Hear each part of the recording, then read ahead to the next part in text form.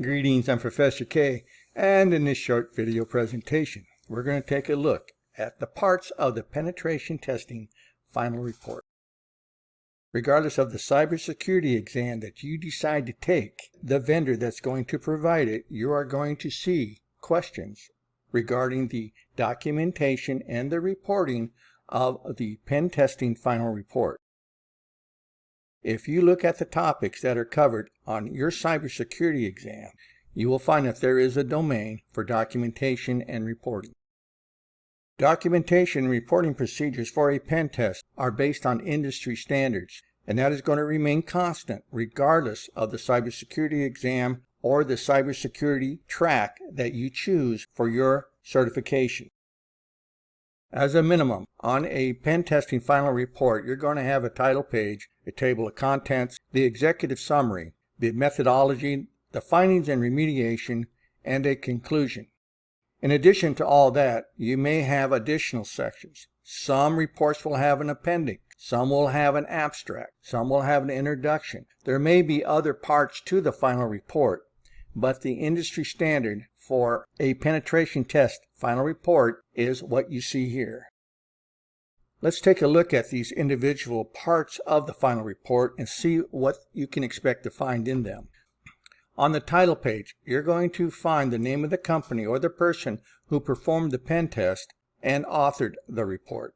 This should also show a version number and a date for the report. Now this is important because there's going to be many different drafts for this final report, and the final report may go to the client and then be kicked back for revision. So that version number or that revision number on the report is something that you can use to track which version of the report you're now giving to the client.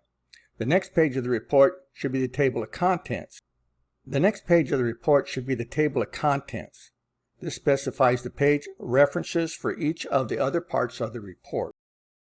Here's an example of what you can expect to see with the pen testing final report. You're going to have a nicely formatted cover page, and on the next page you should have the table of contents, but as I stated earlier, that could be an abstract or an introduction. The next section of the report would be the executive summary. The executive summary is for the upper level management or the executive team. This is normally something that they can digest in as little as 10 to 15 minutes. It is written after the rest of the report has been written. The executive summary will contain key information that you would like to communicate to the executives. In the executive summary, you should discuss the methodology used, key tasks performed, and high-level overview of finding recommendations.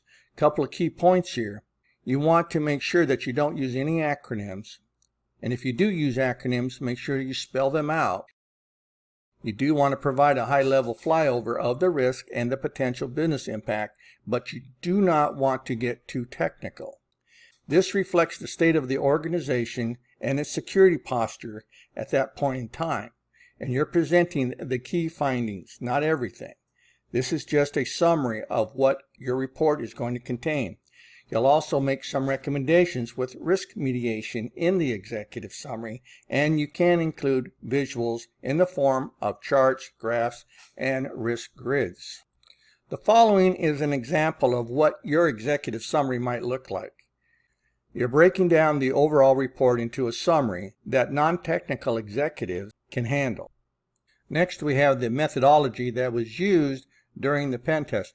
You may be doing a black hat, a gray hat, or a white hat type assessment. You may be part of a red team, a blue team, or some other team. So that is all part of the methodology that you need to describe.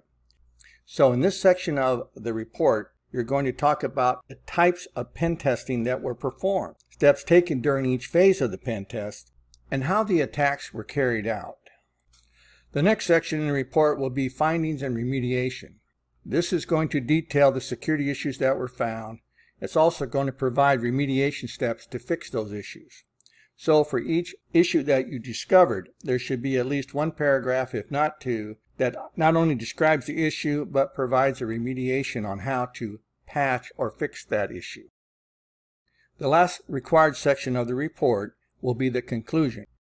Here you can summarize the results and identify any parts of a typical penetration test that were skipped and that the company may want to do in the future. Some reports, depending on the size, can have an appendix. And here you can list the tools that were used. And this section of the report can also contain screenshots, charts, and graphs and tables to keep the size of the report more manageable. Once your final report is ready for the client, you want to make sure that you safeguard it and that you keep it secure. So any sensitive data about the client and the penetration testing team's activities should be encrypted in transit and at rest. Now, the industry de facto standard for this is PGP, though not all organizations will have PGP available. Depending on the cybersecurity exam that you're taking, you may see some mention on the exam about secure multipurpose internet mail extensions.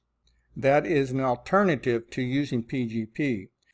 You also want to identify those authorized to receive the report. Communication between representatives of the team and the client should be secure, and data retention policies should be clearly communicated to the client organization. Here's a little added value that is based on nothing more than my experience as a pen tester. Pen testers are expected to be more than just proficient using Microsoft Word and Excel, and that's something they don't teach you in any cybersecurity course. But during the job interview and during the job, you are expected to be able to know more than a normal user about Microsoft Word and Excel. And the more you know about Microsoft Excel, the more valuable you are as a pen tester. I've seen people who couldn't pen test that were on the pen testing team because of their knowledge of using Microsoft Excel.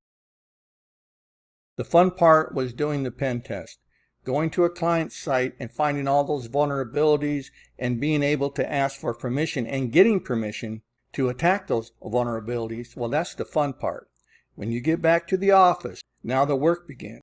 Any final report can take sometimes as long as 3 weeks to generate. And depending on the client and the length of the pen test, the final report can be as long as 500 pages, and I've seen them 500 pages and more. So when you get back to the office, you can expect to work late and on weekends and until that final report is finalized. Let's go ahead and test our knowledge. In this question here, someone requests a copy of the penetration final report, but the individual is not listed as a point of contact or signatory. Which of the following is your best course of action? The correct answer is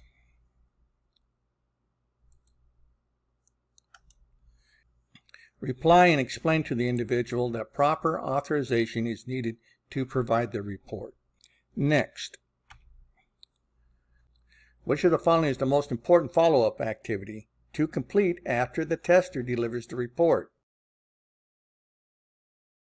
And the answer is presenting annotations of the findings. Next question. During a physical security review, a penetration report given to a client was found discarded in the trash. Which of the following should be implemented to prevent this from happening in the future? And the correct answer is B. Ensure corporate policies include guidance on the proper handling of sensitive information. And lastly, here are my resources, some of the resources that I used to put this presentation together. And so in this short video presentation, you learned about what parts make up the penetration testing final report. I'm Professor K. Thanks for watching, and I'll see you in my next video.